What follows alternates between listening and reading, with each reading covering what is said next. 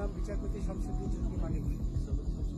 মানিককে না না, সে তো রাজাকারের বাচ্চা। আমি এই দেশে এত কষ্ট করে এসেছি কি বাংলাদেশে ফেরত দেওয়ার জন্য।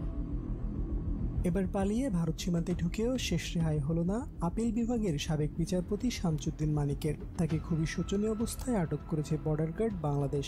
সিলেট সীমান্ত দিয়ে ভারতে পার করে দেওয়ার সত্ত্বে তিনি নাকি দুই যুবককে অনেক টাকা দিয়েছিলেন। অজ্ঞাত সেই দুই যুবক তাকে মারধর করে 60 থেকে 70 লাখ টাকা নিয়ে পালিয়ে গেছে বলে দাবি করেছেন বিচারপতি মানিক। 60-70 লাখ। এরই মধ্যে বিচারপতি মানিকের সীমান্তে আটক হওয়ার কয়েকটি ভিডিও ভাইরাল হয়েছে।